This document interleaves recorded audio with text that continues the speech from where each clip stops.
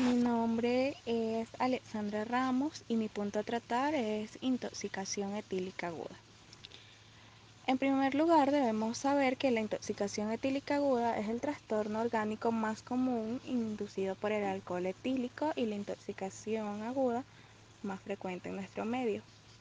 Su efecto se debe directamente a la concentración sérica, sobre todo a dosis altas.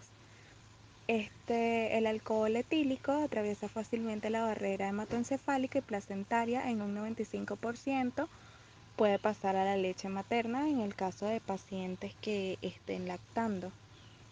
La vulnerabilidad es mayor en el sexo femenino y menor en alcohólicos crónicos. Hasta un 3% de todas las admisiones que se producen en los servicios de urgencias son debidas a intoxicaciones agudas por consumo de etanol. El pico máximo en sangre alcanza entre el 30 y 90 minutos después de la ingesta. El 90% se metaboliza en el hígado, en su mayoría a través de la enzima alcohol deshidrogenasa, también presente en la mucosa gástrica. El etanol es un depresor del sistema nervioso central que inhibe la actividad neuronal, aunque en cantidades reducidas puede producir estímulos conductual moderada como consecuencia de la supresión de mecanismos inhibidores del cerebro. Ingerido de una forma aguda puede producir activación del circuito de recompensa cerebral, induciendo una sensación subjetiva agradable de euforia, desinhibición, sedación e inducción del sueño, que son efectos reforzadores positivos relacionados con el aumento de la transmisión dopaminérgica. En las autopsias se puede observar congestión, edema, hemorragias petequiales difusas. En algunos casos, de forma ocasional, se pueden encontrar hemorragias o infartos masivos a nivel del corazón. La clínica de la intoxicación etílica aguda se basa en las manifestaciones clínicas que se presentan. Estas pueden ser muy variadas y pueden ir desde el estupor al coma, aunque se puede correlacionar con su concentración plasmática. También hay otros factores que pueden incluir, como por ejemplo la rapidez de la ingesta, susceptibilidad previa del paciente, ya que los consumidores crónicos de alcohol precisan de dosis superiores para manifestar los mismos síntomas con relación a una persona que no la consume de forma frecuente. El consumo combinado con otros tóxicos como la cocaína, por ejemplo, cuyo metabolito tiene una afinidad por sus receptores 40 veces mayor. Entre los síntomas relacionados a la alcoholemia, podemos clasificarlos según las dosis ingeridas, que van entre 20 y 50 miligramos sobre decilitro. Tiene efectos clínicos como disminución de la coordinación motora fina. Entre 50 y 100 miligramos sobre decilitro se presenta euforia, locuosidad, dificultad de concentración, disminución de la capacidad de juicio. Entre 100 y 150 miligramos sobre decilitro, dificultad para mantener el equilibrio. Las personas se encuentran en un estado de ataxia y puede estar distraída. Entre 150 y 200 miligramos sobre decilitro se observa letargia. Entre 200 miligramos sobre decilitro el paciente está en estado de estupor. Puede tener lenguaje incoherente y presentar inclusive vómitos. Entre 300 y 400 miligramos sobre decilitro se encuentra en un estado de coma, depresión respiratoria, hipotensión, hipotermia e hipoglicemia, inclusive pueden ser las manifestaciones. Y mayor a 500 miligramos sobre decilitros, ya este se considera un rango letal que podría incluir parálisis respiratoria e inclusive la muerte. Los criterios de diagnóstico que se deben tomar en cuenta para la intoxicación etílica por alcohol incluye, además de la ingestión reciente de alcohol, cambios psicológicos comportamentales desadaptativos durante la intoxicación del alcohol o pocos minutos después de la ingesta de este. Al menos uno de los siguientes síntomas suelen estar presentes. Puede ser lenguaje disártico, incoordinación, marcha inestable, nistagmo, deterioro de la atención o de la memoria, estupor o coma.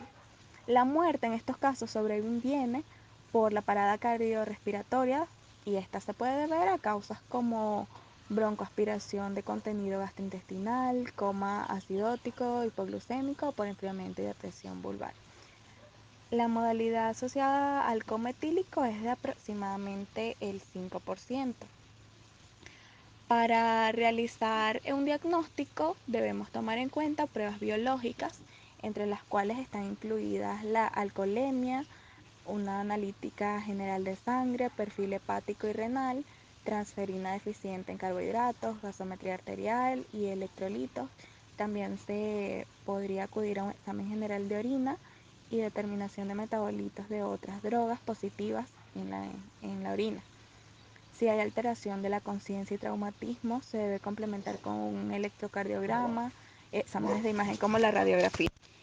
En cuanto al diagnóstico diferencial, aunque ya se evidencia que el paciente se encuentra en un estado de confusión debido a la intoxicación etílica, es importante destacar siempre otros cuadros como una posible intoxicación por sedantes, estados postictales, hipoglucemia, encefalopatías hepáticas, cetoacidosis diabética, meningitis, encefalitis, hematoma subdural, pancreatitis aguda, intoxicación por monóxido de carbono o por tóxicos industriales, y también intoxicación por alcohol metílico, que se usa normalmente en la adulteración de bebidas alcohólicas.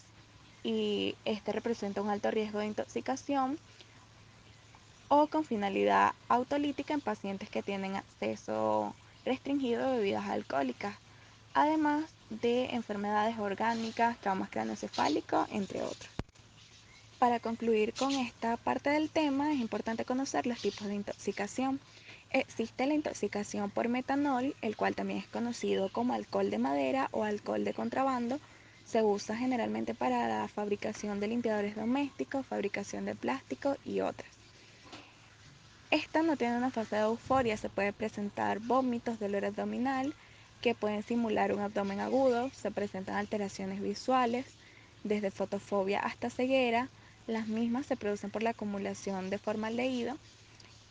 Puede quedar como secuela una neuritis óptica, atrofia del nervio óptico, parkinsonismo, esto debido a hemorragias en los ganglios basales, por mencionar algunas de las secuelas que puede dejar este tipo de intoxicación. También tenemos la intoxicación por alcohol isopropílico, que es la segunda causa de intoxicación después del etanol.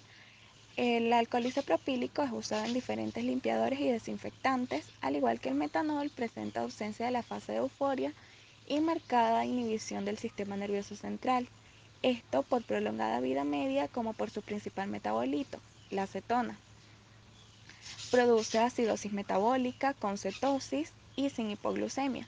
Hipotensión arterial, también puede causar hemorragia gástrica, aunque este es metabolizado por la utilización de etanol, no es eficaz y puede llegar a requerir hemodiálisis en casos bastante graves.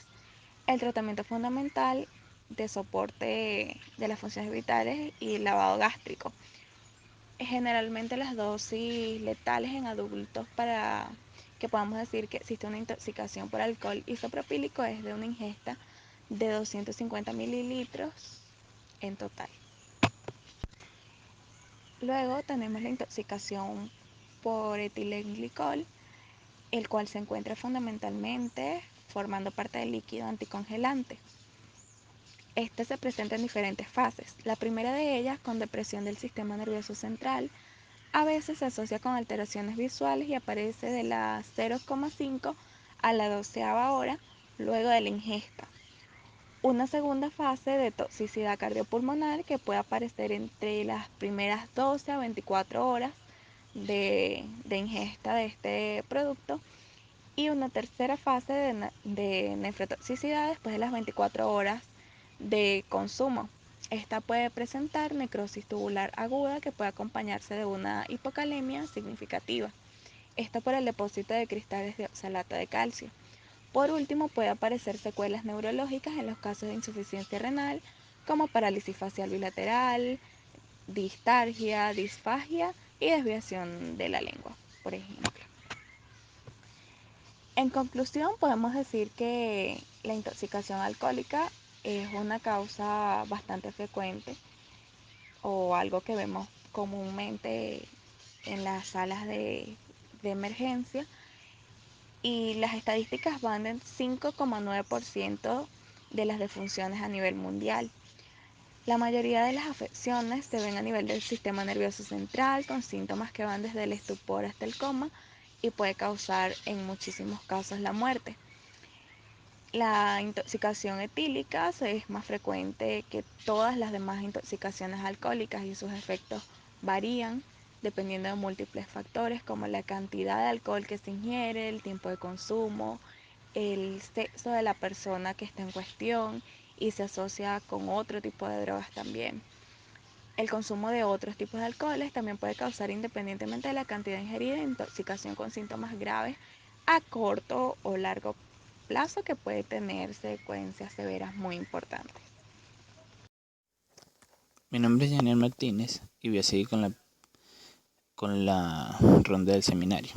Yo les voy a hablar sobre el síndrome de abstinencia alcohólica. Los criterios para diagnosticar el síndrome de abstinencia alcohólica, o SAA, son 4.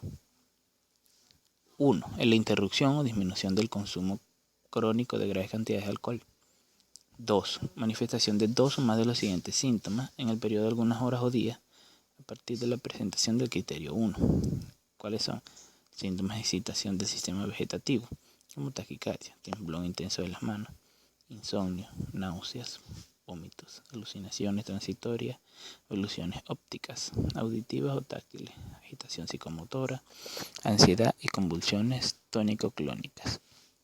La intensidad de los síntomas mencionados en el criterio 2 tiene importancia clínica o trastorna el trabajo profesional, la interacción con el entorno o las actividades cotidianas.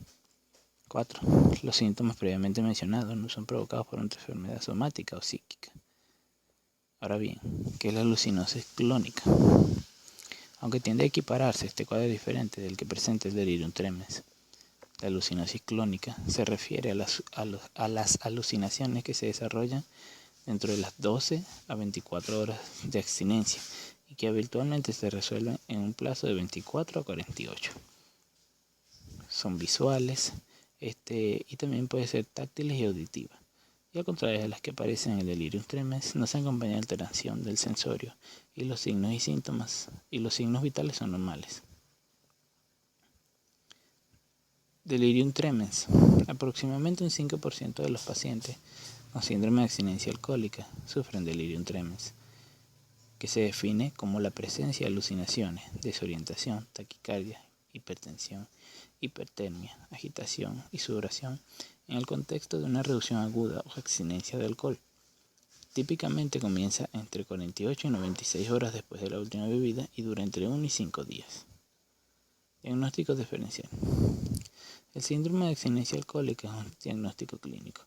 Puede ser necesario realizar pruebas adicionales, incluyendo una punción lumbar y tomografía axial computarizada craneal, cuando la presentación inicial incluye alteración del estado mental o fiebre. Algunos trastornos pueden incluir o simular o coexistir con el síndrome de abstinencia alcohólica, como la infección, el trauma, las alteraciones metabólicas, la sobredosis de drogas y el fallo hepático. El diagnóstico prematuro puede llevar al uso inapropiado de sedantes que pueden retrasar un diagnóstico más preciso. El manejo clínico. Este debe incluir un tratamiento farmacológico específico y un tratamiento de soporte, que es la administración de fluidos y corrección de alteraciones electrolíticas y vitamínicas. La actitud ante síndromes de abstinencia leves y no complicados. Por lo general es suficiente colocar al paciente en un entorno tranquilo, luz disminuida, y el tratamiento farmacológico suele no ser necesario. Hay que normalizar el desequilibrio electrolítico y asegurar el apoyo psicológico. Ahora sí, ante un síndrome de abstinencia plenamente sintomático, el tratamiento farmacológico debe ir dirigido fundamentalmente a 3 cosas, que es el control de los síntomas, la prevención de las crisis comiciales y evitar la progresión a delirium tremens. ¿Cómo se controlan los síntomas? El tratamiento farmacológico debe estar basado en las benzodiazepinas de vida media larga, con metabolitos activos, pues promueven un curso más suave con menos probabilidad de convulsiones o reaparición de la deprivación. La vía oral es la preferida para la prevención del síndrome de abstinencia alcohólica en pacientes asintomáticos de riesgo y para aquellos con síntomas leves o moderados. Todos los pacientes con convulsiones o delirium tremens requieren tratamiento intravenoso, el cual también es apropiado para el manejo inicial de los pacientes muy sintomáticos por su rapidez de inicio y absorción garantizada. Pero eso sí, debe cambiarse a vía oral tan pronto como sea posible. La vía intramuscular debe evitarse a toda costa. Y se puede establecer un programa fijo que se basa en 10 a 20 miligramos de diazepam cada 6 horas durante 48 horas vía oral, con dosis adicionales de 10 a 20 miligramos cada 1 o 2 horas en función de la evolución y posteriormente descender un 25% de la dosis diariamente hasta la recuperación y suspensión del tratamiento. Ante situaciones especiales, por ejemplo en el caso de las convulsiones, debe mantenerse el tratamiento previo, pudiendo emplear diazepam para su control. En pacientes con hepatopatía se aconseja el programa de tratamiento según los síntomas y la utilización del lorazepam. En pacientes mayores de 65 años se recomienda el programa de tratamiento según los síntomas con lorazepam o alprazolam. Ante el delirium tremens se propone el empleo de un programa con dosis de carga de diazepam de 5 miligramos intravenoso, seguido de 2 dosis intravenosas cada 5 minutos. Hay unos criterios por los cuales se deriva el síndrome de abstinencia alcohólica a la unidad de cuidados intensivos, entre los cuales están una edad mayor de 40 años, síntomas de deprivación con una concentración plasmática elevada de alcohol, fallo cardíaco, arritmia, angina, entre otros, inestabilidad hemodinámica, evidencia de rhabdomiolisis, alteraciones de ácido base importantes, anormalidades entre electrolíticas importantes como hipocalcemia, insuficiencia respiratoria, infecciones potencialmente graves, síntomas de patología gastrointestinal, hipertermia persistente, una temperatura mayor a 39 grados centígrados, necesidad de dosis altas frecuentes de sedantes o de infusión intravenosa para el control de los síntomas. Un resumen de todo el tema en general. El delirium tremens típicamente comienza entre 48 y 96 horas después de la última ingesta de alcohol. El objetivo del tratamiento en el síndrome de abstinencia alcohólica se basa sobre todo en evitar la progresión a delirium tremens y evitar las convulsiones. El tratamiento farmacológico debe estar basado en las benzodiazepinas de vida media larga principalmente. Se aconseja el uso de la escala Sigma-R para la valoración de la gravedad de los síntomas de la abstinencia. Hola, buenas tardes. Mi nombre es Rosy Ángel Sequera y les hablaré un poco sobre las intoxicaciones más frecuentes por fármacos. La intoxicación aguda se define como cualquier exposición, ya sea por ingestión, tacto o inhalación, a una o varias sustancias que pueden ocasionar una lesión en el organismo. El alcohol es el principio activo implicado con más frecuencia en las intoxicaciones atendidas en los servicios de urgencias. Las intoxicaciones más frecuentes en el área de pediatría son los fármacos, seguidos por los productos domésticos y el etanol. Las intoxicaciones farmacológicas más frecuentes son los antitérmicos, las benzodiazepinas, los antiinflamatorios, antigripales y antihistamínicos. El alcohol se ha convertido en el primer principio activo en orden de frecuencia de las intoxicaciones infantiles, por delante del paracetamol. Los fármacos antigripales ocupan el segundo lugar, después del paracetamol. En las intoxicaciones medicamentosas de los niños menores de 4 años, y siendo este el principal motivo de ingreso en una unidad de cuidados intensivos pediátricos. Epidemiología. La mayoría de las intoxicaciones infantiles se producen por, número 1, con un 70-80%, las ingestas accidentales, con un 10%, un error de dosificación, y con un 0,8% de forma voluntaria en un intento autolítico. Las intoxicaciones accidentales ocurren en niños de 1 a 5 años de edad. El afán investigador de los niños de esta edad, junto con la ausencia de sensación de peligro, les hace más proclives a investigar y probar lo que encuentran. Los errores de dosificación ocurren en niños pequeños por error del adulto que le administra el fármaco. Y las intoxicaciones voluntarias son menos frecuentes, pero más graves que las accidentales. Se producen mayormente en adolescentes mayores de 12 años, sobre todo en mujeres.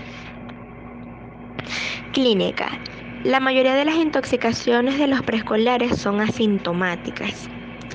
Aunque los tóxicos son capaces de ocasionar síntomas y signos diversos que afectan a todos los sistemas del organismo, la mayoría de las intoxicaciones infantiles son asintomáticas. La presentación clínica de una intoxicación sigue algunos de los patrones siguientes. Ingestión de una sustancia conocida. Ingestión de una sustancia desconocida. Situaciones en las que se debe sospechar una intoxicación. En esta, algunos niños ingieren sustancias sin que los padres se den cuenta y consultan por la aparición de síntomas extraños que la familia no relaciona con ningún tóxico. Pruebas complementarias. Las pruebas de laboratorio se solicitarán de forma individualizada, según los efectos que pueda ocasionar el tóxico implicado y la disponibilidad de la determinación de los niveles sanguíneos. En la mayoría de las intoxicaciones infantiles no se necesita ninguna prueba complementaria. Evaluación y tratamiento. El carbón activado es la terapia de elección de la mayoría de las intoxicaciones infantiles que requieren tratamiento. La evaluación inicial se puede hacer en pocos segundos, según entra en el consultorio, con el triángulo de evaluación pediátrica: apariencia, respiración, color, y siguiendo el ABCDE para hacer un diagnóstico del estado fisiopatológico del paciente, si está estable, si hay dificultad o fallo respiratorio, shock, disfunción del sistema nervioso central, fallo o parada de cardiopulmonar, y comenzar con las medidas de estabilización si es preciso. Una vez estabilizado, se procederá a hacer una historia dirigida y una exploración por sistemas como en todos los pacientes. Intoxicación por paracetamol. La administración repetida de dosis por encima del rango terapéutico tiene más riesgo de hepatotoxicidad que la ingesta de una dosis alta única. El paracetamol es el medicamento implicado con más frecuencia en las intoxicaciones infantiles. Toxicidad. La principal consecuencia de la intoxicación por paracetamol es la hepatotoxicidad. Cuando se ingiere una sobredosis, se saturan las dos principales vías metabólicas del paracetamol en el hígado, productoras de metabolitos inactivos. En consecuencia, el fármaco comienza a oxidarse, produciendo un metabolito hepatotóxico. Este se elimina por la orina conjugado con el glutatión hasta que este se agota, momento en el que empieza a producirse el daño hepático. Clínica. Inicialmente, el paciente está asintomático. A partir de las 6 horas de la ingesta puede aparecer algún síntoma: náuseas, vómitos, sudoración o malestar general. Posteriormente, la clínica desaparece y el niño se mantiene sin ningún síntoma durante las 24 a 48 horas, aunque ya comiencen a alterarse las pruebas del laboratorio: elevación de la bilirrubina, creatinina y prolongación del tiempo de protrombina. Evaluación y tratamiento. Hay que intentar averiguar el tiempo transcurrido desde la ingesta y la dosis. Los pacientes que hayan tomado una dosis única de paracetamol no tóxica pueden ser remitidos a su domicilio. Los pacientes que hayan ingerido en las últimas 2 horas una dosis tóxica o desconocida de paracetamol deben recibir de 1 gramo sobre kilogramo de carbón activado para ser remitidos inmediatamente al hospital, donde a partir de las 4 horas de la ingesta se determinarán los niveles de paracetamol. Intoxicación por ibuprofeno. Desde que el ibuprofeno se comienza a utilizar como analgésico y antipirético, se ha convertido en el antiinflamatorio no esteroideo implicado con más frecuencia en las intoxicaciones infantiles, aunque la mayoría de estas son leves. Toxicidad. La toxicidad del ibuprofeno es principalmente gastrointestinal, renal y neurológica. La dosis tóxica es de 100 miligramos por encima de 400 miligramos sobre kilogramo. Tiene riesgo vital. Evaluación y tratamiento. El carbón activado es el tratamiento de elección si se ha ingerido una dosis superior a 200 miligramos o desconocida en las últimas 2 horas.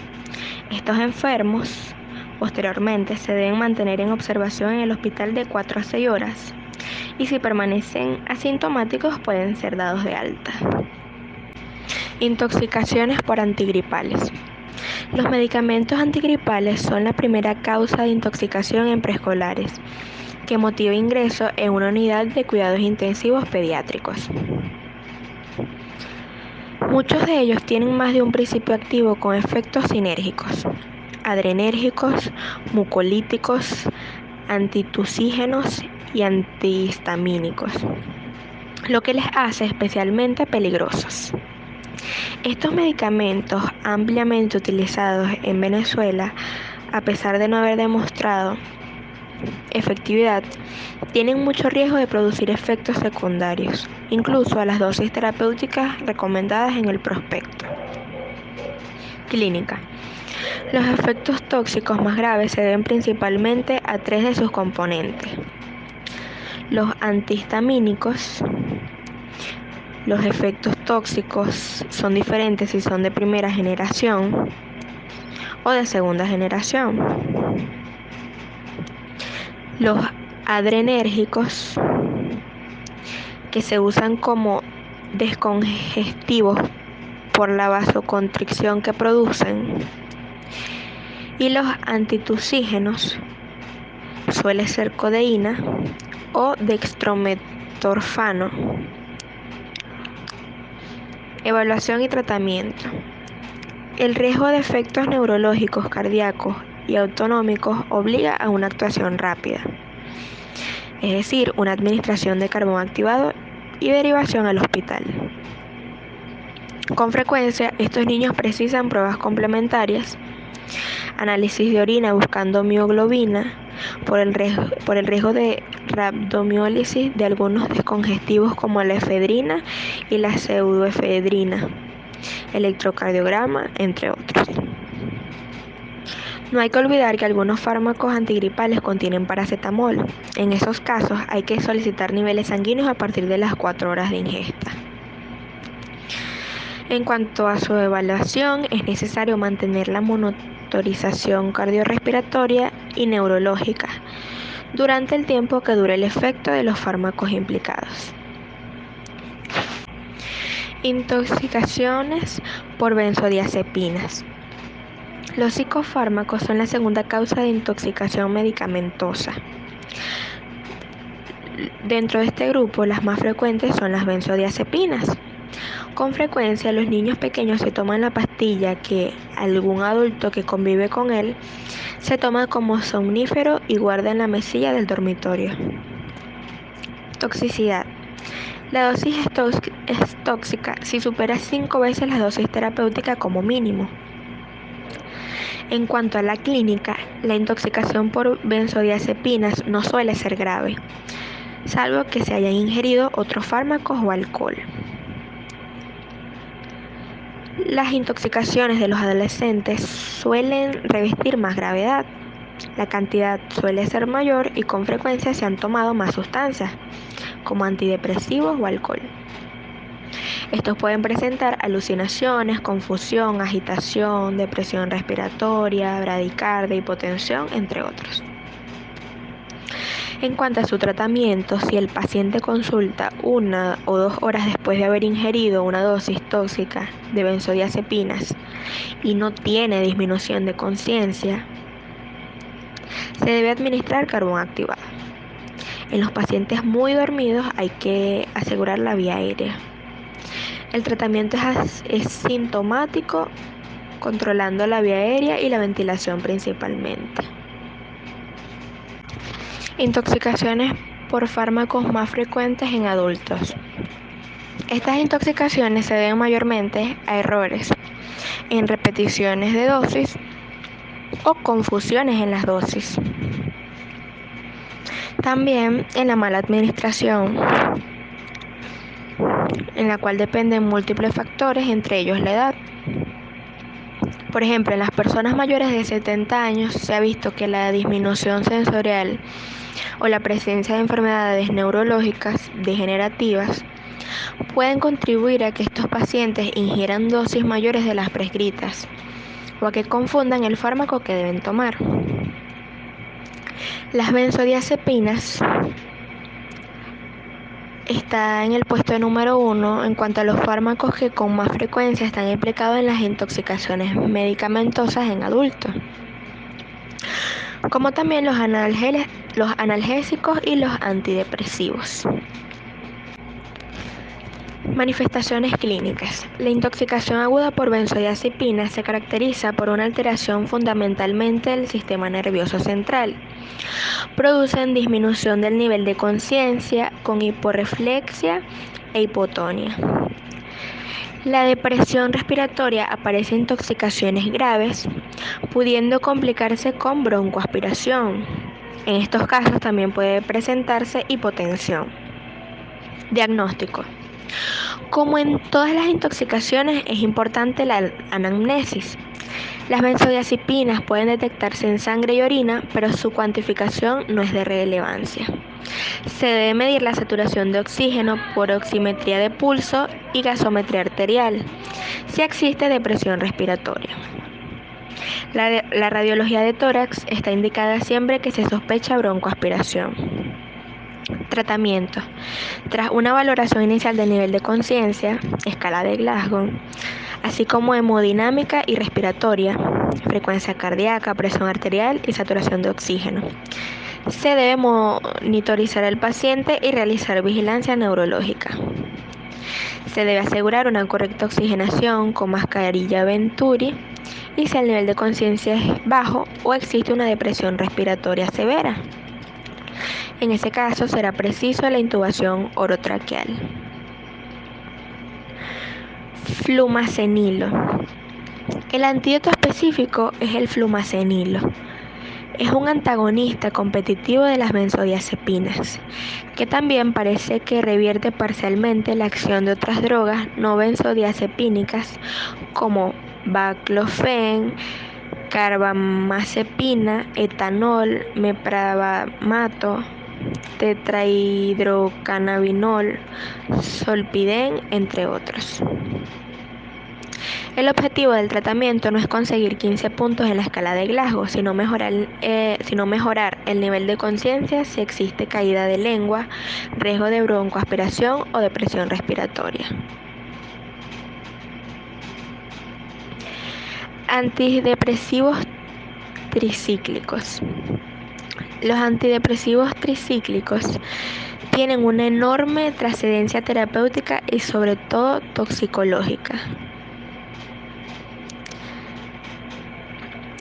Estos inhiben la recaptación de noradrenalina, dopamina y serotonina, mejorando con ello la depresión, pero originando como efectos secundarios taquicardia, temblor, ansiedad y náuseas. Diagnóstico. Se considera ingesta tóxica aquella superior a 20 miligramos sobre kilogramos y de carácter grave la superior a 40 miligramos sobre kilogramos. Junto con la clínica del paciente, el elemento diagnóstico con más valor es el electrocardiograma. Tratamiento. Todo paciente con sospecha de gravedad debe ser monitorizado electrocardiográficamente y vigilado estrechamente. En cuanto a la descontaminación, está contraindicado el jarabe de ipecacuanha. No hay evidencia de que el uso de lavado gástrico más carbón sea superior a este último solo, pudiendo recuperarse hasta un 9% de producto. Inhibidores de la monoaminoxidasa. Los inhibidores de la monoaminoxidasa siguen en gravedad toxicológica a los ADT, aunque no en cuanto a incidencia. Producen un aumento de aminas biogénicas a nivel cerebral, con un inicio de los síntomas entre 6 y 12 horas tras la ingesta. La dosis tóxica es de 2 a 3 miligramos sobre kilogramo. Estos pueden ocasionar una amplia gama de síntomas, entre estos hipertensión, taquicardia y agitación. En casos graves llegan a producir fallo cardiovascular y neurológico. Inhibidores selectivos de la recaptación de serotonina. Son los antidepresivos más seguros desde el punto de vista toxicológico. La intoxicación produce síntomas leves que generalmente no conllevan riesgo vital. Los efectos más usuales son disminución del nivel de conciencia de forma leve, taquicardia, náuseas, vómitos y temblor. En algunos casos puede verse cefalea, agitación, arritmia y convulsiones. La dosis tóxica es de 1,2 gramos, aunque a partir de 500 a 600 miligramos pueden aparecer síntomas. Su mayor toxicidad ocurre cuando se ingiere junto con otros fármacos. En cuanto al tratamiento, el vaciado gástrico puede ser efectivo incluso varias horas post-ingesta. Litio. El 75 al 90% de los pacientes tratados con litio presentan algún signo de toxicidad. Su margen terapéutico es muy estrecho, debido a que los niveles terapéuticos están muy cerca de los tóxicos. El nivel terapéutico está entre 0,7 y 1,2 mil equivalentes por litro, a partir del cual ya aparecen síntomas de toxicidad y sobre todo por encima de 1,6 mil equivalentes por litro. Manifestaciones clínicas.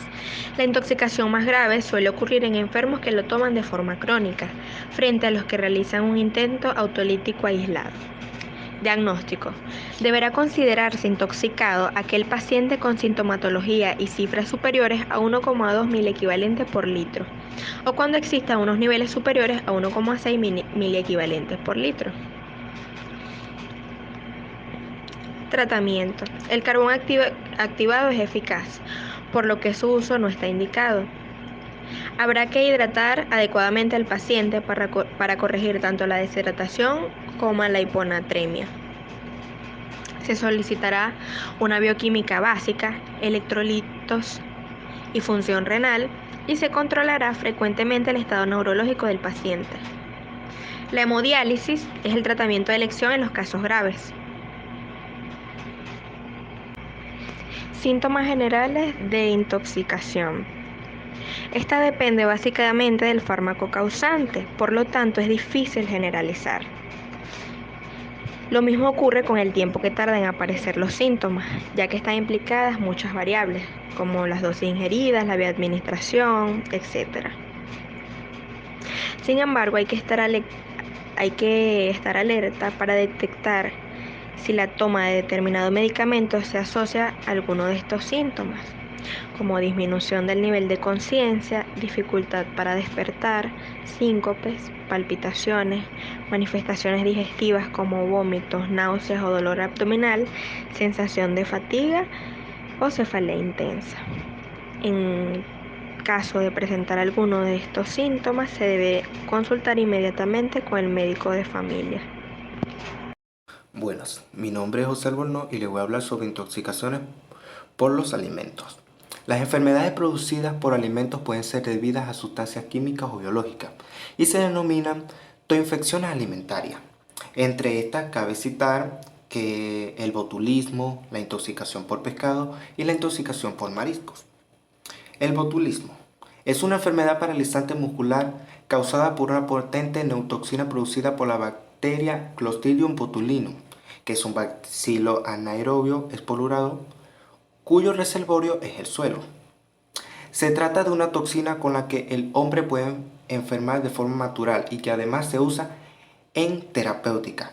Es la toxina más potente que existe. La toxina, tras su absorción, llega a las sinapsis colinérgicas y penetra en la terminación presináptica. Allí bloquea la liberación del ACH. Si la liberación del ACH, el músculo es incapaz de contraerse y surge la parálisis. Entonces, en la clínica existen formas naturales de adquisición de la enfermedad. Uno es en el consumo de alimentos, que es en conservas mal esterilizadas o no cocidas previamente al consumo. 2. A través de heridas. Esto es muy raro. Se manifiesta cuando una herida se infecta por la bacteria Clostridium botulinum y desde ahí comienza a producir la toxina. El cuadro clínico es típicamente neurológico y se caracteriza por parálisis simétrica descendente aguda sin fiebre. En la forma natural, o sea, oral, se observan síntomas gastrointestinales relacionados con otros metabolismos bacterianos. La rapidez y la severidad del cuadro depende de la cantidad de la toxina. La clínica comienza entre 18 a 36 horas después de la exposición, rango de 6 horas a 8 días, y se caracteriza por los síntomas gastrointestinales, las náuseas, vómitos, dolor abdominal o diarrea. Puede haber estreñimiento o fases posteriores. Y de los síntomas neurológicos es visión borrosa, disfagia, boca seca, diplopía, disartralgia, debilidad de los brazos, piernas y disnea por parálisis de la musculatura respiratoria. Intoxicación por pescado.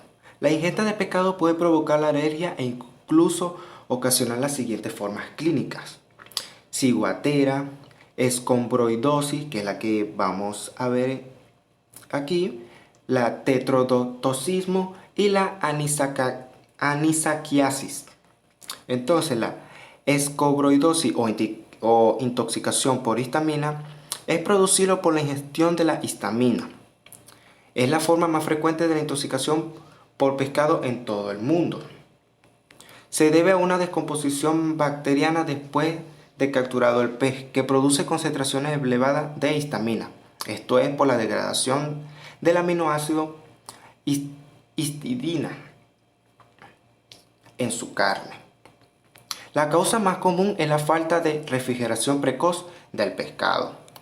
La escombroidosis lo puede producir pescado escombroide, que son la caballa o escombro, atún, bonito o albacora, o no escombroide como el pez espada.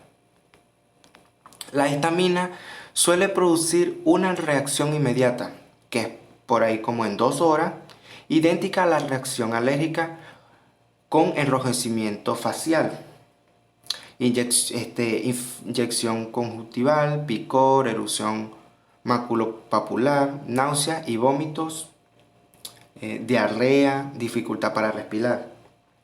Suele haber recuperación espontánea en menos de 24 horas. Intoxicación por mariscos. La intoxicación por marisco, tanto crustáceos como moluscos, pueden provocar los siguientes cuadros clínicos. Alergia a las proteínas del animal provocado prurito, erupción cutánea, náuseas, vómitos, diarrea, disnea. La disnea es provocada por la ingesta de crustáceos o moluscos y puede provocar una gastroenteritis, que es la forma más común. Intoxicación por plantas. Las intoxicaciones por plantas son frecuentes tanto por el consumo de especies tóxicas por error en la identificación, como por exceso en la cantidad ingerida, sin olvidar el consumo negligente de los niños que ingieren bayas, que son coloreadas y atractivas. durante el juego. Cuando acuden o son trasladados al servicio de urgencia, en pocas ocasiones el intoxicado asocia sus síntomas al producto ingerido, lo que dificulta aún más el diagnóstico etiológico. Vemos algunas de las plantas por el cual se pueden causar intoxicación. Entonces, una de ellas es semillas de resino y de regaliz americano. Las semillas de resino contienen un veneno extremadamente concentrado. El resino se usa en intentos de asesinato y como arma de destrucción masiva. La semilla de resino tiene una cáscara muy dura, por lo que tiene que ser masticada para liberar el veneno. La semilla de regaliz americano contiene abrina, una toxina relacionada con el resino, pero más potente. Puede provocar la muerte después de su ingestión. Los niños pueden morir con solo masticar una semilla. La intoxicación por semillas de resino o de regaliz americana producen vómitos graves y diarrea. La diarrea a menudo es sanguinolenta al cabo de un tiempo de la ingestión. Después las personas tienen delirios y convulsiones y pueden entrar en coma y morir. La cicuta es el envenenamiento por cicuta que puede causar síntomas en los siguientes 15 minutos. Se queda en la boca y más tarde una deceleración del ritmo cardíaco, temblores, sudoración, convulsiones y debilidad muscular. La cicuta acuática puede provocar vómitos y diarrea, delirio, convulsiones y coma. Intoxicación por setas. Muchas especies de setas son venenosas. El potencial de la intoxicación puede variar dentro de las mismas especies según la estación del año y la forma de cocinarlas. Es difícil diferenciar las setas silvestres venenosas de las no venenosas, incluso para personas experimentadas. Todas las setas venenosas causan vómitos y dolor abdominal. Los otros síntomas varían mucho dependiendo del tipo de seta. Por lo general, las setas que causan síntomas precoces tras la ingestión son menos peligrosas que las que causan síntomas tardíos. Las precoces son de 1 a 2 horas y los tardíos generalmente después de las 6 horas. Entonces, los síntomas gastrointestinales son que las setas causan síntomas gastrointestinales tempranos, como la Clostridium molliditis y la pequeña seta marrón que suele crecer en el césped, la que se ve común, que provoca vómitos y diarrea. Estos síntomas se desarrollan al cabo de 1 a 6 horas después de la ingestión. La diarrea es ocasionalmente con sangre. Algunas personas tienen dolor de cabeza o dolor corporal. Y los síntomas suelen desaparecer en 24 horas. Intoxicación por animales.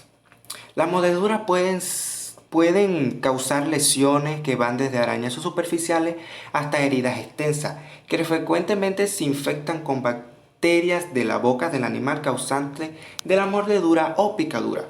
Ciertos animales, insectos, artrópodos pueden inyectar veneno a través de determinadas partes de la boca o del aguijón. La toxicidad de estos venenos puede ser entre leve y potencialmente mortal. Incluso los venenos tóxicos pueden causar reacciones alérgicas graves.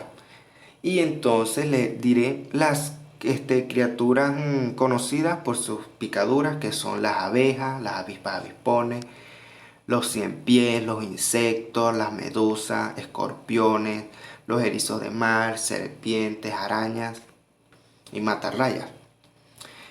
La forma más eficaz de evitar la infección y favorecer la cicatrización suele ser la limpieza a fondo y la cura adecuada de la herida tan pronto que sea posible.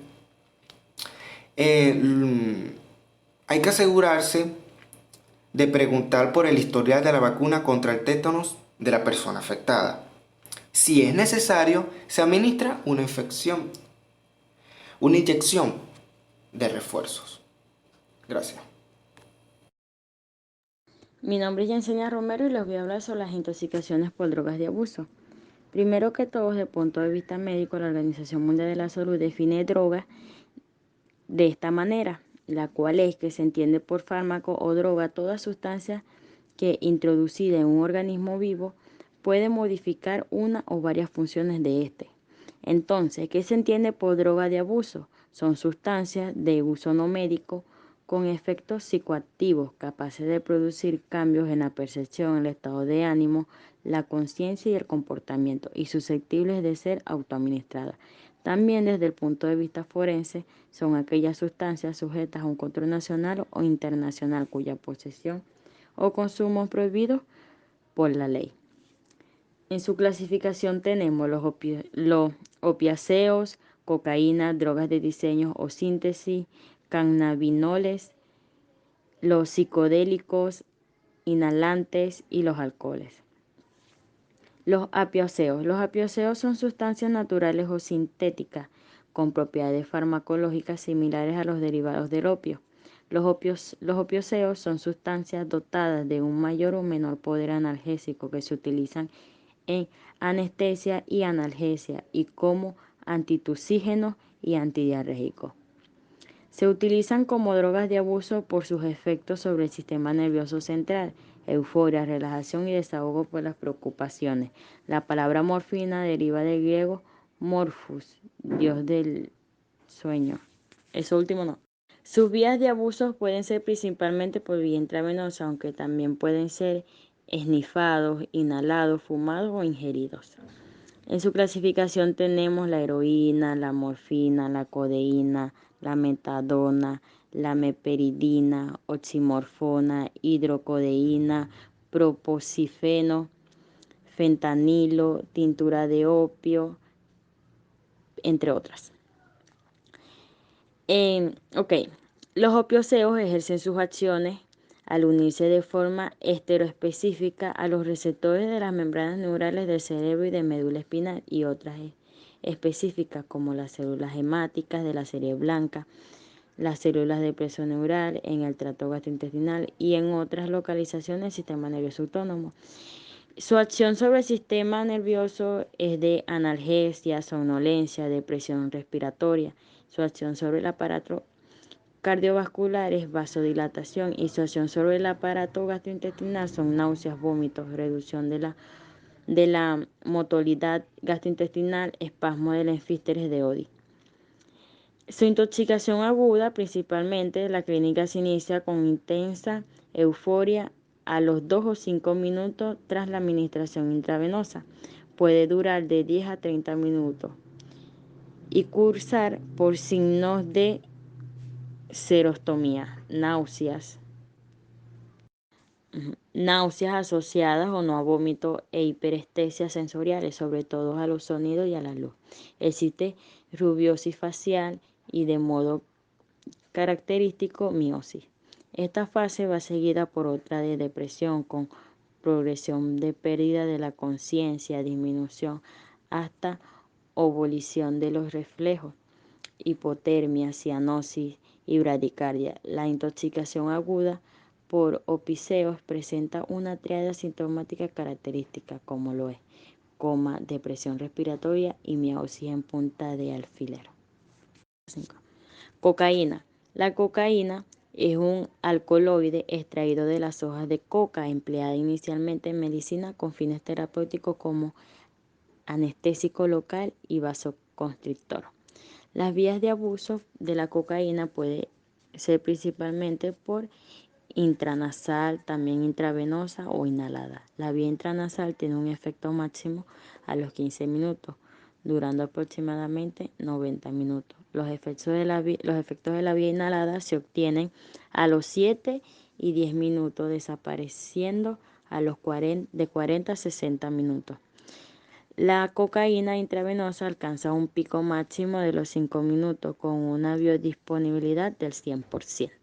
Manifestaciones clínicas de la intoxicación derivan de sus efectos simpático-miméticos, como euforia, disminución de la fatiga, sensación de la gran fortaleza física y mental, hipertermia, midriasis, agitación, crisis convulsivas, hemorragia cerebral, hipertensión arterial, infarto agudo de miocardio, coma o muerte súbita. Cuando se combina con alcohol se convierte en etilcocaína y las formas más graves de intoxicación son las que cursan con presencia en el organismo de las altas concentraciones de cocaína que portan en el interior de su cuerpo gran cantidad de droga. Están los cannabinoides como la marihuana, que es la droga ilícita más ampliamente consumida en el mundo de forma recreativa. Sus vías de abuso son por vía oral y nasal en sus diferentes formas de consumo. Este provoca confusión y alucinaciones y la intoxicación crónica puede causar imágenes retrospectivas, pérdidas de memoria y el síndrome de motivación, relajación y se altera la percepción con una aparente mayor agudeza de los estímulos sensoriales y también existe una clara correlación entre el consumo de cannabis y la esquizofrenia. Ahora, los inhalantes son sustancias volátiles que producen vapores químicos que se pueden inhalar para provocar efectos psicoactivos o de alteración mental. Uno de los sistemas de clasificación establece 4 categorías generales de inhalantes. Basados de formas más comunes, en estos se encuentran en los productos domésticos, industriales y médicos. Estas 4 categorías son disolventes, volátiles, aerosoles, gases y nítricos. Los disolventes volátiles son líquidos que se vaporizan a temperatura ambiente. Se encuentran en una variedad de productos económicos y se pueden obtener fácilmente y que son de uso común en domésticos e industrias. Estos incluyen los diluyentes y removedores de pintura, líquidos para el lavado seco, quitagrasas, gasolinas, pegamentos, correctores líquidos y marcadores con punta de filtro. Ahora tenemos los aerosoles, que son rociadores que contienen propulsores y disolventes. Estos incluyen las pinturas pulverizadas, atomizadores para desodorantes, fijadores de pelos, rociadores de aceite vegetales. Por tercero tenemos los gases, que incluyen las anestesias de uso médico, así como aquellos gases que se utilizan en productos domésticos o comerciales, los gases anestésicos de uso médico, que incluye el éter, el cloroformo, el halotano y el oxígeno nitroso, comúnmente conocido como gas hilarante. Entre estos, el óxido nitroso es el gas más usado y se puede encontrar en los dispensores de la crema batida y productos que incrementan los octanajes en los carros de carrera. Y por último tenemos los nítricos, que a menudo se consideran una clase especial de inhalantes, a diferencia de la mayoría de los demás inhalantes que actúan directamente sobre el sistema nervioso central. Los nítricos principalmente dilatan los vasos sanguíneos y relajan los músculos. Asimismo, mientras que los demás inhalantes se utilizan para alterar el estado de ánimo, los nítricos se utilizan principalmente para intensificar el placer sexual. Los nítricos, que incluyen el nítrico ciclohexílico, el nítrico isoamílico y el nítrico isobutílico, comúnmente se conoce como poppers, o sea, relajantes, o snapper, crujidores. Sus vías de abuso son: los inhalantes pueden ser aspirados por la nariz o por la boca de varias maneras, tales como aspirando, rociando los aerosoles diferentes en la nariz o en la boca, o aspirando e inhalando los vapores de sustancias que han sido rociados o depositados dentro de una bolsa de plástico o de papel. También colocando en la boca un trapo ha sido impregnado como un inhalante y inhalando de globos llenos de óxido nitroso. Casi todos los inhalantes de abuso, con excepción de los nítricos, producen un efecto placentero al reducir la actividad del sistema nervioso central. En contraste, los nítricos dilatan y relajan los vasos en lugar de actuar como agentes anestésico. En su intoxicación aguda, la mayoría de los inhalantes producen una euforia rápida que se parece a la intoxicación alcohólica, con una excitación inicial seguida por somnolencia, desinhibición, aturdimiento y agitamiento. Si se inhala en una gran cantidad suficiente, casi todos los disolventes y gases producen anestesia, o sea, pérdida de sensibilidad, y pueden llegar a inducir un estado de inconsciencia. La intoxicación por alcohol es el trastorno mental orgánico más común. En conjunto, los efectos de pseudoexcitación, sensación de euforia, optimismo, aumento de la sociabilidad, conducta espontánea y menos autocontrolada y sobrevaloración personal. Existen concentraciones de etanol mayores entre 100 y 150 miligramos por decilitro, que conlleva una mayor depresión central con sintomatología más relevante a nivel psicológico y psicomotor, torpeza expresiva y motora, como disartria y ataxia, pérdida de reflejos, sopor y sueño. Concentraciones más elevadas, entre 400 y 500 miligramos por decilitro, producen coma, depresión vulvar e incluso muerte. Mi nombre es Gardenia Oropesa y yo les voy a hablar sobre las intoxicaciones de órganos fosfarados, cáusticos y pesticidas. Los órganos fosfarados constituyen uno de los pesticidas más utilizados. Son sustancias orgánicas derivadas del ácido fosfórico. Se utilizan habitualmente como insecticida en agricultura, para el control de plagas y para el uso doméstico, pero también se usa en veterinaria, medicina, como aditivo en algunas industrias como armas químicas. Su concentración varía desde el 1 al 5% de los insecticidas de uso doméstico, hasta el 85 y el 90% en productos destinados a usos agrícolas. En forma pura son un aceite incoloro y prácticamente sin olor. Se absorben fácilmente, son muy liposolubles con elevado volumen de distribución en tejidos, se metabolizan en el hígado y se excretan por vía urinaria y heces. En los niños la intoxicación puede ser de forma accidental, bien por indigestión, por contacto con superficies contaminadas o por uso indebido de este producto, como pediculicida. La sintomatología puede ser de leve a severa, requiriendo su ingreso en la unidad de cuidados intensivos. El tratamiento: es necesario eliminar la mayor cantidad posible del tóxico para evitar su absorción y contaminación del personal sanitario. La medicación: la atropina revierte los síntomas coligenéticos y mejora la función cardíaca y respiratoria. Cruza la barrera hematoencefálica, por lo que al contrarrestar los efectos de la acetilcolina en el sistema nervioso central controla las convulsiones. El uso de las oximas va dirigido a reactivar la colisterasa inhibida por el órgano fosforado. La benzodiazepina se utiliza para el tratamiento de la agitación y las convulsiones. El bicarbonato de sodio en caso de las intoxicaciones graves que cursen con acidosis, dosis 1 miliequivalente por kilogramo diluido al medio en agua destilada. Los cáusticos: a la hora de valorar a un paciente que ha ingerido un cáustico, existen guías, protocolos de tratamiento discordantes. Diversas ideas o tendencias hablan al favor de diluir, neutralizar, provocar el vómito, realizar lavados gástricos, etc. Dependiendo del medio en que se haga la encuesta, si es en el domicilio, en el centro de salud, el servicio de emergencias u hospital.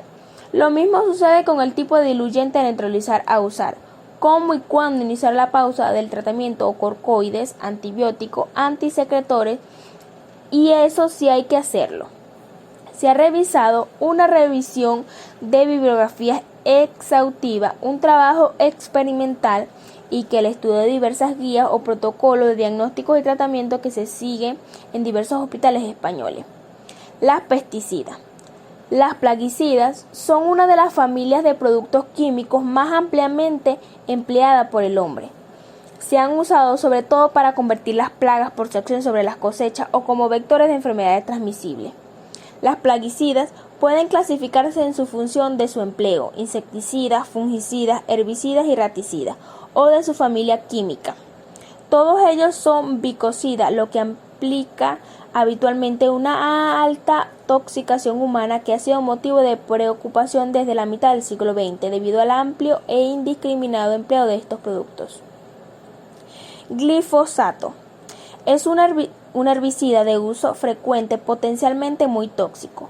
Toda ingesta superior a unos 100 miligramos puede tener graves consecuencias, lesiones cáusticas, digestivas, náuseas, vómitos y diarrea, edemas pulmonares, no cardiogénicos, shock, fracaso renal, alteraciones hepáticas, arritmia ventriculares, trastornos de la conducta y de la conciencia y acidosis metabólica. La intoxicación por vía oral debe tratarse mediante lavados gástricos, pese a que puede haber signos de cauticación seguido al carbón activo y carta líquido. Si hay signos clínicos de gravedad, se confirma la ingesta de más de 100 miligramos o se detecta insuficiencia renal. Puede estar indicada la hematólisis, no hay tratamiento antídoto, el tratamiento es sintomático.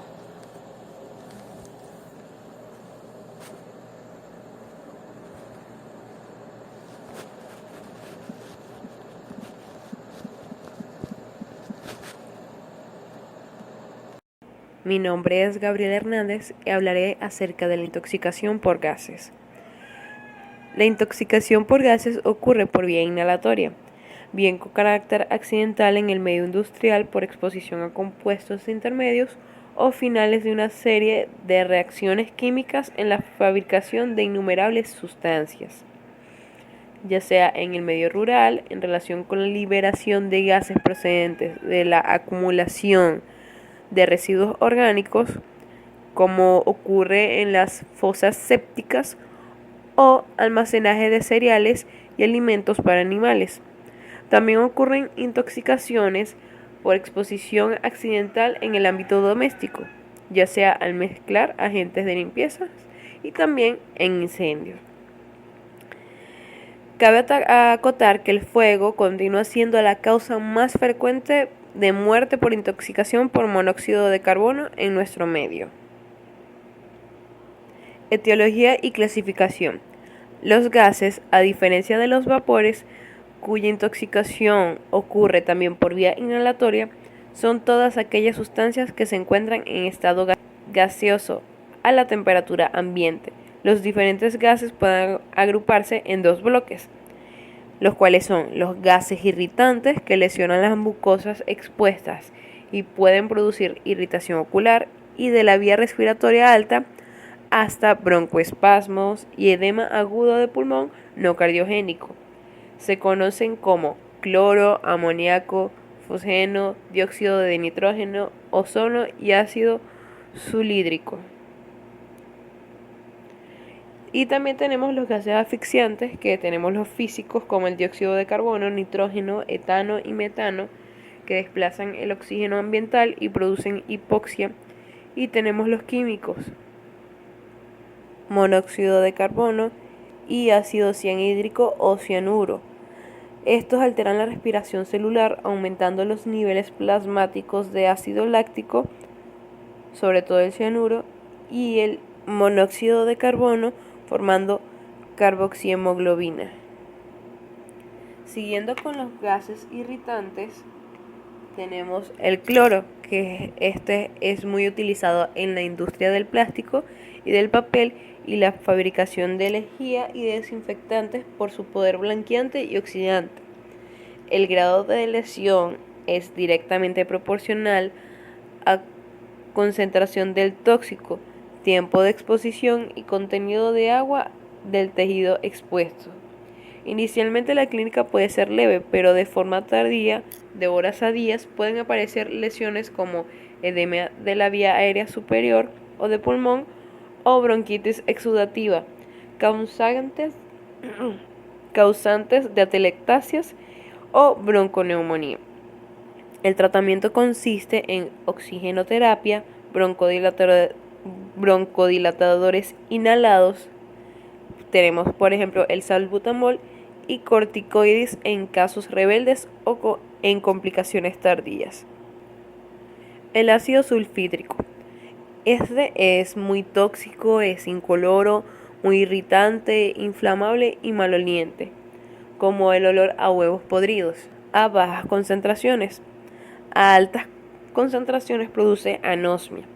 Existe exposición laboral en industria petroquímica, minas, fábricas de viscosas y rayón y de papel y cloacas y fosas sépticas, en las que se produce descomposición de materia orgánica. En la clínica se encuentran manifestaciones neurológicas como el mareo, cefalea, focalidad neurológica, síncope, que este es bastante frecuente, respiratorias como tos, disnea, hemotipsis y edema pulmonar. Y por efecto directo sobre el centro respiratorio encontramos la apnea y la parada cardíaca. Su diagnóstico debe establecerse por la clínica y por la exposición laboral, ya que hoy no se dispone de forma generalizada de determinación específica del tóxico en la sangre. Y su tratamiento consiste en medidas de soporte. Siguiendo con los gases irritantes tenemos el amoníaco, que es un gas incoloro con mal olor e inflamable.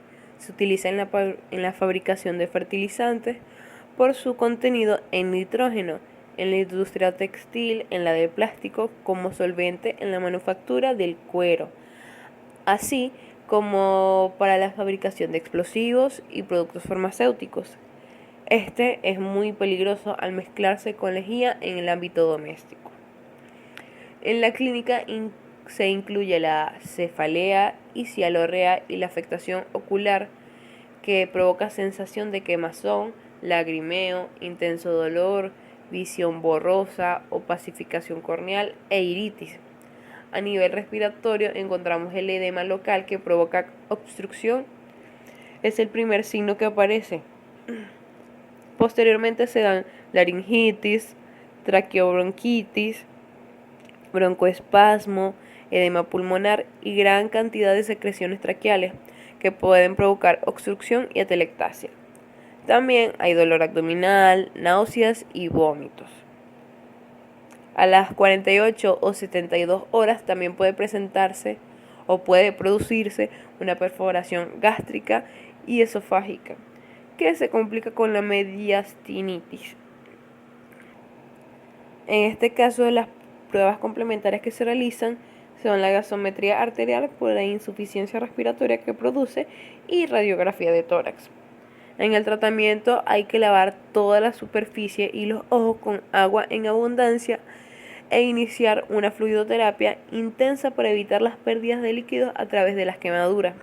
En caso de inhalación, se debe administrar oxígeno a fluidos elevados, humidificado y, si es necesario, ventilación mecánica. También hay que tratar las complicaciones. Y dentro de los gases asfixiantes resalta el monóxido de carbono. Este es un gas inodoro, incoloro, menos denso que el aire, asfixiante y no irritante. Se produce por la combustión de materiales con carbono en ambientes pobres en oxígeno, ya sea en industria, en maquinaria de combustión interna, ya sea en motores de automóviles, en domésticos como calentadores, cocinas, radiadores de butano, propano o gas natural, o el fuego, que es la causa más frecuente de muerte por intoxicación por monóxido de carbono y tabaco. En las manifestaciones clínicas, la gravedad de los síntomas depende del tiempo de exposición, de la concentración de monóxido de carbono inspirado y de la presencia de un proceso patológico previo. Intoxicaciones leves o moderadas producen síntomas como cefalea, mareo, malestar y náuseas, que pueden confundirse con procesos virales. Debe sospecharse si hay afectación simultánea de varias personas.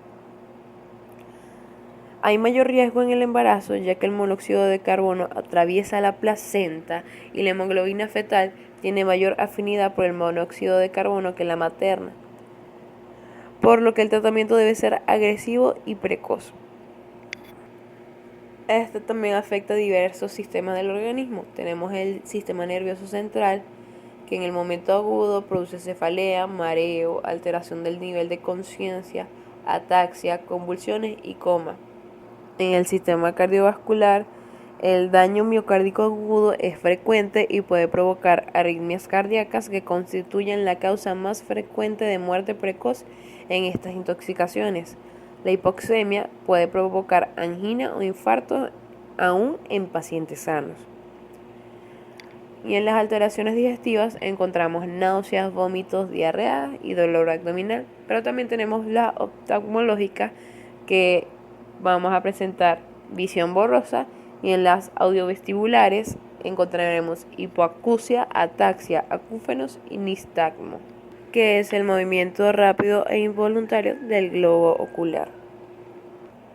En cuanto al diagnóstico, requiere un alto grado de sospecha. Es necesaria la determinación de carboxihemoglobina en la sangre, que se puede realizar tanto en la gasometría arterial como venosa. No obstante, se recomienda que la primera medición se efectúe en la sangre arterial para identificar los datos de insuficiencia respiratoria. Otras pruebas que se realizan son el electrocardiograma, buscando los signos de isquemia, arritmias. Se realiza también la radiografía de tórax. Inicialmente suele ser normal y evolutivamente puede haber infiltrados alveolares o edema pulmonar.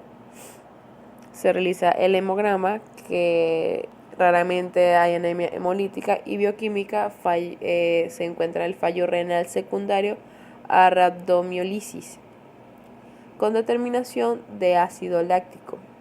Y con la tomografía computarizada craneal se buscan edema cerebral o lesiones isquémicas en alteraciones neurológicas graves. En cuanto al manejo y tratamiento, hay que retirar al individuo de la fuente de monóxido de carbono y administrar oxígeno al 100%. La pulsioximetría no es útil, ya que los medidores no llegan a discriminar entre la longitud de onda de la oxihemoglobina y la carboxihemoglobina. En algunas ocasiones se debe considerar el tratamiento con oxígeno hiperbárico, que consiste en la administración de oxígeno a 2,53 atmósferas, lo que disminuye la vida media del carboxihemoglobina a 23 minutos. En cuanto al destino del paciente, los pacientes con síntomas leves deben mantener en observación al menos 6 horas, hasta confirmar que se encuentran asintomáticos y con niveles de carboxihemoglobina menor a 9%. Las indicaciones de ingreso en la unidad de cuidados intensivos son que hay disminución del nivel de conciencia con Glasgow menor a 9, niveles de carboxihemoglobina mayor a 40%, arritmias cardíacas o signos de isquemia en el electrocardiograma, deterioro neurológico y signos de hipertensión intracraneal. Previamente a la alta, ante una intoxicación voluntaria y tras estabilización inicial, debemos solicitar una valoración psiquiátrica y debe recomendarse observación domiciliaria del síndrome neuropsiquiátrico diferido a aquellos pacientes que han sufrido intoxicaciones graves, principalmente los ancianos. Y por último tenemos la intoxicación por humos de incendios, que ellos son la principal causa de mortabilidad en los incendios. El 80% de las muertes son debidas al humo y a las quemaduras de la vía aérea. El humo está compuesto por 3 elementos principales: vapor de agua, partículas en suspensión, hollín, metales en suspensión y gases, que estos son irritantes y asfixiantes.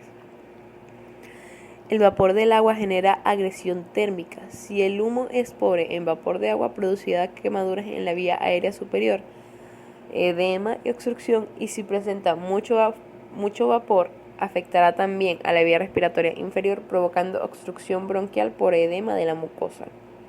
Las partículas sólidas tienen capacidad irritativa local, como en el caso del broncoespasmo, y la capacidad de obstruir vías aéreas de mayor y menor diámetro, como en el caso de la atelectasia.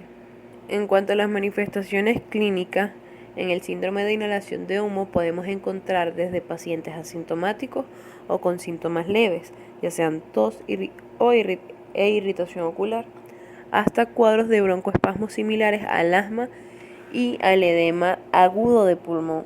Todos son componentes de insuficiencia respiratoria en mayor o menor grado.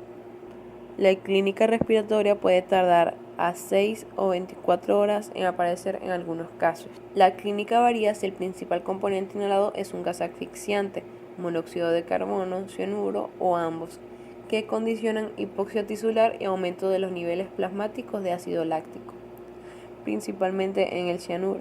Respecto al cianuro, produce anoxia tisular por imposibilidad de utilización del oxígeno en la cadena respiratoria celular. Los órganos más afectados son el sistema nervioso central y sistema cardiovascular, produciendo cefalea, torpor, estupor, hipotensión, edema pulmonar, shock y coma. En cuanto al diagnóstico, tenemos la anamnesis, que es necesario conocer si el fuego se produjo en un espacio abierto o cerrado, el tiempo de exposición, si el paciente estuvo inconsciente o no, si el esputo es carbonáceo y la presencia de tos, dolor de garganta o cambio de voz. En la exploración física consiste en el ABCD constantes, con especial hincapié en cabeza y cuello, quemaduras faciales, hollín en el labios o ventanas nasales, vibrisas nasales quemadas, edema labial, tos persistente, ronquera o estripor laríngeo. En cuanto al manejo y tratamiento, fundamentalmente es sintomático. Hay valoración de la escena y de la vía aérea, monitorización de constante con pulsiosimetría si está disponible, oxigenoterapia, soporte hemodinámicos, fluidoterapia con suero fisiológico de elección inicialmente y fármacos vasopresores si es necesario. Tratamiento de otras lesiones asociadas como quemaduras corporales extensas, lesiones por precipitación, entre otras. El destino del paciente: si el paciente sin factores de riesgo con escasa inhalación, asintomático o con síntomas leves de la vía aérea superior con niveles de carboxihemoglobina menor a 10%, alta tras su valoración. Pacientes con factores de riesgo y escasa inhalación o con probable alta exposición y o niveles de carboxihemoglobina mayor a 10%, observación al menos 4 a 6 horas vigilando los síntomas de aparición tardía.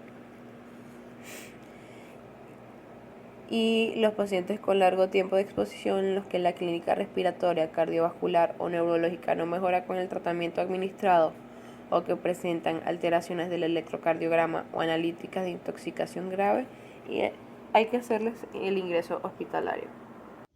Soy Carmen Díaz y a continuación les voy a hablar sobre el tratamiento general de las intoxicaciones agudas. Principios básicos en el tratamiento de las intoxicaciones agudas.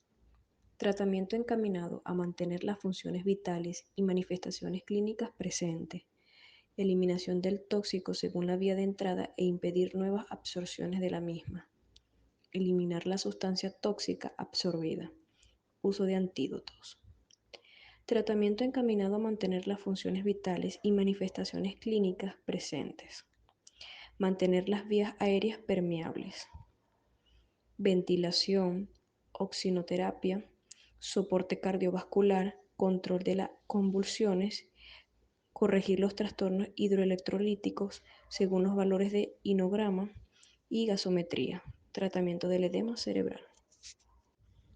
Eliminación del tóxico según la vía de entrada e impedir nuevas absorciones de la misma. Si el tóxico fue inhalado, retirar el individuo del sitio de exposición y trasladarlo a un lugar ventilado. Aplicar la respiración artificial si está indicada. De acuerdo con la naturaleza del tóxico, no aplicar cuando se trata de gases altamente irritantes o nocivos. Administrar oxígeno tan pronto como sea posible. Si el contacto fue cutáneo, eliminar las ropas contaminadas y realizar lavados de la piel con agua y jabón. Si el contacto fue ocular, realizar lavados oculares con agua durante 15 minutos. No utilizar antídotos químicos locales. Valorar por oftalmología. Si el tóxico es ingerido, emesis, lavado gástrico, absorbentes, catatérticos, lavados intestinales y dilución. Emesis inducida suele ser una técnica fundamentalmente aplicable a los niños, aunque en los adultos también se podría emplear cuando se niegue al lavado gástrico o no haya cómo realizarlo. Distintos productos han quedado obsoletos como inductores del vómito, dada la alta frecuencia de efectos indeseados. Contraindicaciones de este: ingestión de ácidos o alcalisis menores de 6 meses, depresión neurológica, sustancias cuyo riesgo provoca el vómito. La aparición del vómito retrasa el uso del carbón activado, se haya absorbido el tóxico. Lavado gástrico. Muchos autores llegan al consenso que no debe considerarse el lavado gástrico a menos que el paciente haya ingerido una gran cantidad de tóxico que amenace la salud del paciente, y el procedimiento debe realizarse en las primeras horas. Técnica de lavado gástrico. En esta técnica tiene aprobada la eficacia para eliminar el tóxico aún que se encuentre a nivel gástrico, dependiendo su utilidad de la ejecución correcta del mismo y el tiempo transcurrido desde la ingestión hasta el momento de su realización. Algunas contraindicaciones: no se debe utilizar si el paciente tiene compromiso con las vías aéreas o depresión en el sistema nervioso central. Ingestiones de sustancias cáusticas o corrosivas a menores de 6 meses, embarazos avanzados, convulsiones, arritmias cardíacas, riesgo de hemorragia, aumento de la actividad vagal en ancianos. Algunos efectos adversos son la neumonía por aspiración, lesiones de las vías aéreas, esófago y estómago. Lavado intestinal. Se utiliza cuando se trata de evacuar con rapidez todo el contenido intestinal, administrando suero fisiológico a través de una sonda esofágica. Pronto aparece una diarrea acuosa y es a las 3 horas que ya no queda material fecal. Puede ocasionar vómitos, distensión abdominal y trastornos electrolíticos. Dilución. Se utiliza en tóxicos con acción acústica o corrosiva. Se utiliza dar líquidos en las primeras horas de la intoxicación para disminuir los efectos del tóxico sobre la mucosa del tracto digestivo superior. Método de depuración después de que el tóxico está absorbido. Gastroenterodiálisis se produce mediante un mecanismo de difusión pasiva, dependiendo del gradiente de concentración.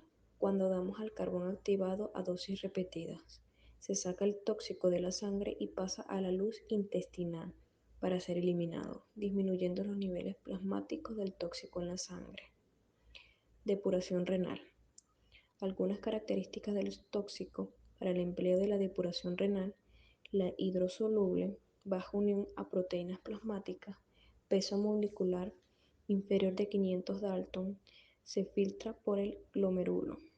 Contraindicaciones: shock, hipotensión con oliguria, edema cerebral, edema pulmonar, insuficiencia hepática y cardíaca.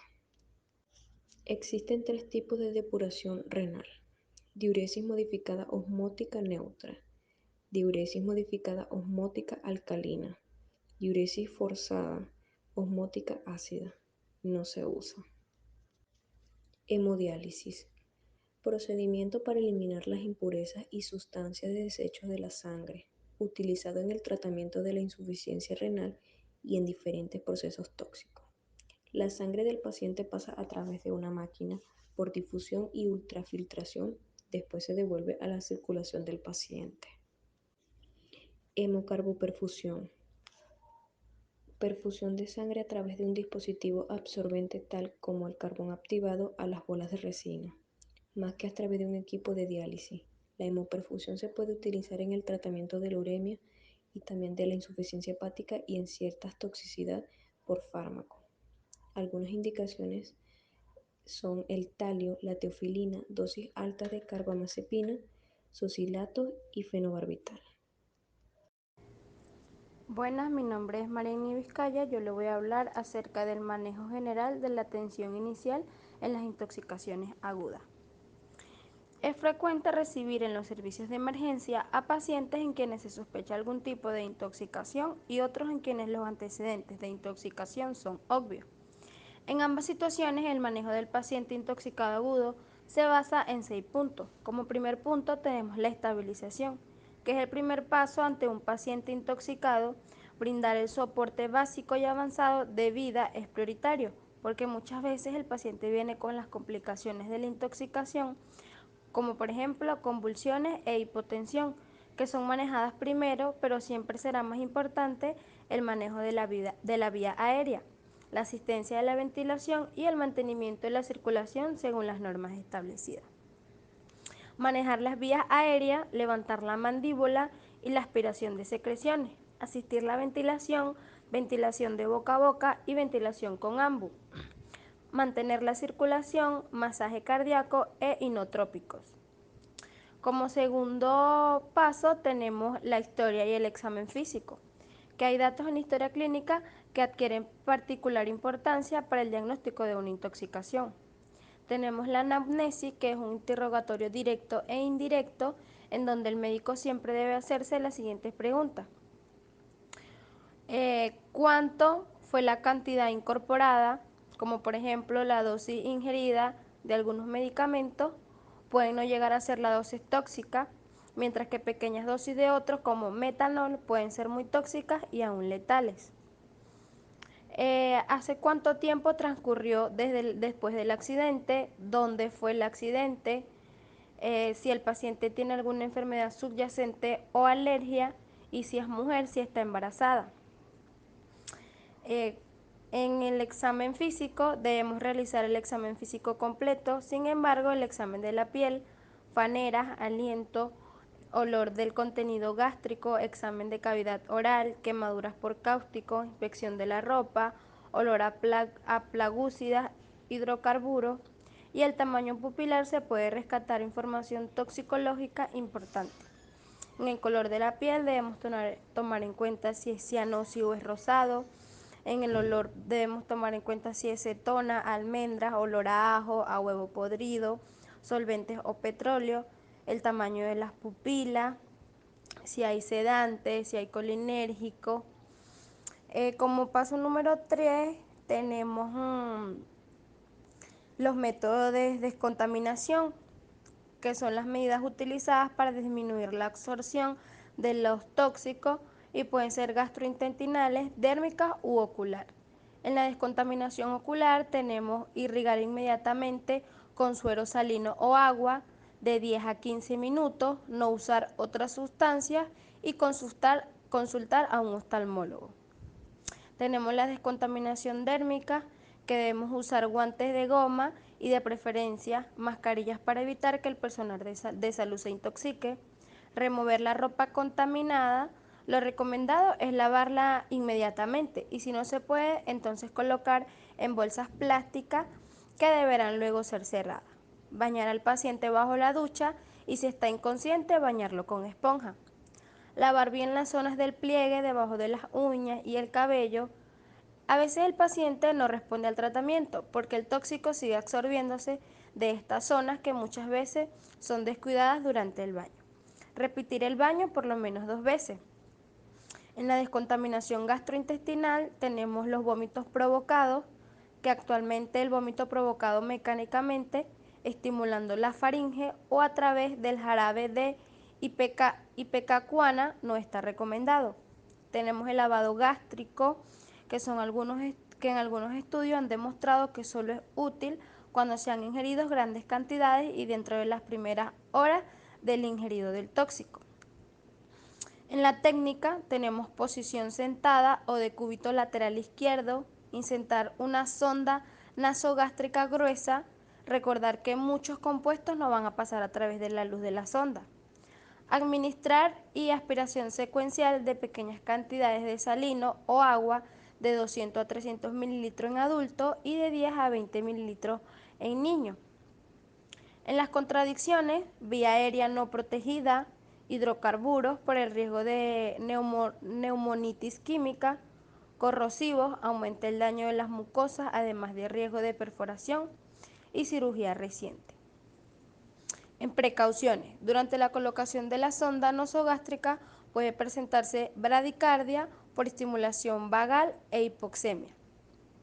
En las indicaciones especiales, en caso de la ingestión de fármacos que disminuyen la motilidad gastrointestinal, retardan el vaciamiento gástrico, causan piloroespasmo o son de liberación sostenida.